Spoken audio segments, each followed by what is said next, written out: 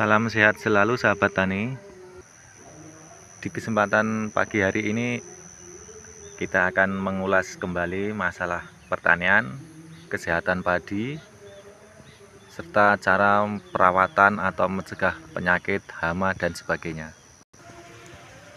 Di kesempatan pagi yang cerah hari ini saya akan berbagi terutama untuk para petani pemula. Ini masalah penanggulangan atau pencegahan rumput yang sering mengganggu di tanaman padi kita. Ada pepatah mengatakan mencegah lebih baik daripada mengobati.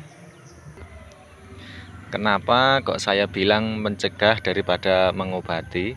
Lebih baik mencegah daripada mengobati. Ini padi aja kok kayak kesehatan kita manusia. Betul sekali para sahabat, mencegah lebih baik daripada mengobati. Itu juga sangat berlaku untuk tanaman kita, terutama padi ataupun tanaman-tanaman yang lain. Maksud saya apa itu mencegah lebih baik daripada mengobati, yaitu masalah rumput. Nah, ini rumput ini bisa dicegah sejak dini daripada kita repot-repot mengobati setelah gulma itu banyak atau menyerang padi kita, sehingga padi kita tidak bisa subur karena kandungan nutrisi di tanah itu rebutan sama rumput. Nah, langsung saja pada intinya rumput itu bisa dicegah pertumbuhannya supaya tidak merajalela. Seperti apa caranya? Berdasarkan pengalaman saya, rumput itu akan tumbuh ketika tanah itu airnya berkurang atau bahkan kering. Nah, saat itulah rumput-rumput itu akan tumbuh dan subur. Makanya terkadang ini khususnya bagi para petani pemula ya, tidak tahu triknya, tidak tahu pengalamannya, apalagi hanya terkena pengaruh-pengaruh dari YouTube, konten-konten yang lain, tapi belum pernah mempraktekkan. Langsung ini kalau pengalaman saya pribadi, terutama nih di daerah tempat saya ya, karena tiap daerah itu lahannya beda-beda. Ada yang lahan basah terus, ada yang lahannya kering, ada yang airnya bisa diatur, ada airnya yang selalu melimpah atau kebanyakan air, atau sebaliknya yang lahan kekurangan air. Dari mulai tanam, 1 hari setelah tanam sampai 20 hari setelah tanam, diusahakan itu air jangan sampai kering. Jadi intinya harus terendam. Jadi tanah atau endut yang di sawah kita itu jangan sampai tidak kena air. Kenapa?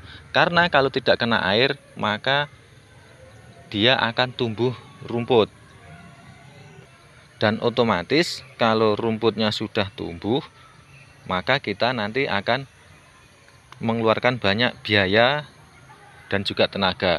Biaya untuk apa? Biaya untuk beli obat, biaya untuk beli herbisida, terus biaya untuk membayar tenaga dan sebagainya. Nah, tadi kenapa kok 1-20 hari harus terendam air? Karena hitungannya kalau di daerah atau tanah tempat saya, di usia 20 hari ke atas itu padi udah mulai meninggi, sudah mulai rimbun. Jadi untuk pertumbuhan rumput itu bisa diminimalisir. Sekali lagi, bagi para petani pemula, ini adalah trik cara untuk mencegah rumput itu tumbuh merajalela di tengah-tengah tanaman padi kita. Caranya seperti tadi, usahakan usia 1 sampai dengan 20 hari setelah tanam, usahakan selalu tergenang air. Selalu tergenang air. Catatan, ini bagi lahan yang kering ya, lahan yang kering. Ada juga karena di suatu daerah atau bahkan di kota biasanya tuh malah susah untuk mengeringkan air karena air muncul dengan sendirinya dari bocoran-bocoran irigasi atau bahkan saluran dari buangan limbah rumah tangga. Maka dari itu, untuk mencegah pertumbuhan rumput, dengan menerapkan sistem rendam itu sangat efektif sekali, dan ini sudah banyak dibuktikan, sudah banyak sekali yang melaksanakan praktek-praktek seperti ini, praktek perendaman, dan itu sudah sangat ampuh hasilnya.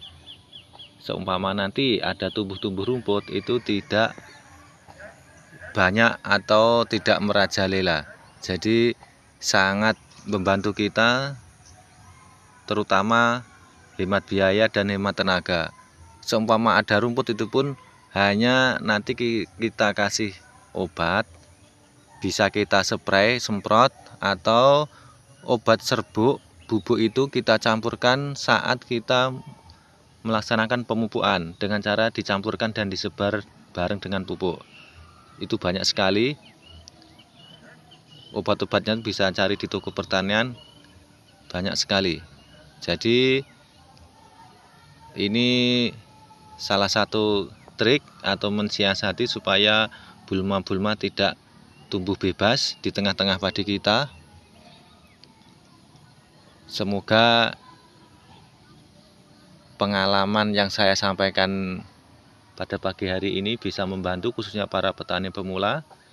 Mohon maaf apabila di daerah-daerah Anda lahannya beda, yang saya bilang seperti di awal tadi ada lahan basah, lahan kering dan sebagainya. Ini saya benar-benar berbicara langsung tentang keadaan tanah di tempat saya, yaitu dengan cara merendam sampai dengan 20 hari setelah tanam. Intinya setelah padi itu terlihat lebat, subur, nah itu otomatis rumput-rumput di bawahnya dia akan sulit berkembang. Kalaupun ada, prosentasenya hanya sedikit, mungkin hanya 20-25%. Dibanding dengan setelah tanam, ada yang langsung 3 hari setelah tanam itu langsung dikeringkan total.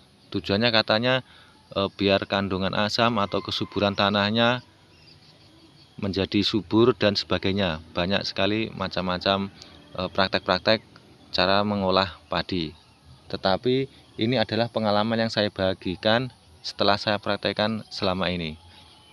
Mungkin kalau ada yang saran atau berbeda pendapat, silahkan nanti komen dan kita ulas bersama-sama. Kita hanya berbagi ilmu. Terima kasih dan sampai ketemu kembali.